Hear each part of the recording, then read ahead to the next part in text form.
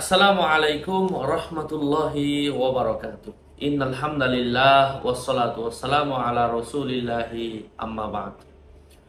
সম্মানিত দর্শক শ্রোতা, প্রিয় ভাই ও বন্ধুরা, আজকের এই ভিডিওতে আলোচনা করব যে ছোট্ট আমল করলে পেটের ব্যথা ভালো হবে। আপনাদের সাথে যুক্ত আছে আমি মুফতি জুবায়ের বিন ইমাম।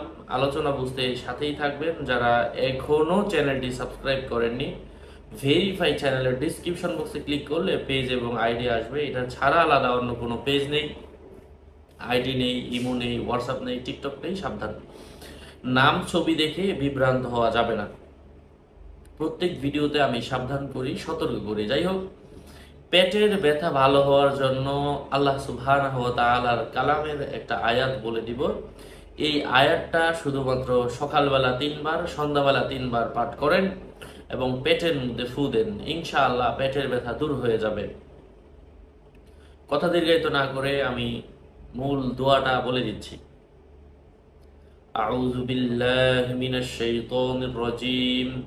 বিসমিল্লাহির রহমানির রহিম। ইয়া আইয়ুহান নাসু ক্বাদ জি'তুকুম মাউইযাতাম মির রাব্বিকুম ওয়া শিফাউল লিমা ফিস সুদূর ওয়া হুদাও ওয়া রাহমাতুল লিল মুমিনিন। কুল বিফাদলিল্লাহি ওয়া বিরহমাতিহি ফাবিযালিকা ফালইফরাহু হুয়া খায়রুম মিম্মা ইয়াজমাউন। আল্লাহ পাক আমাদেরকে এই আমলটা করার তৌফিক দান করেন। প্রশ্ন, কতদিন করব? কাজ না হওয়া পর্যন্ত একটু সময় নিয়ে বেশি বেশি করবেন। ওয়াসসালামু আলাইকুম ওয়া রাহমাতুল্লাহি ওয়া বারাকাতুহু।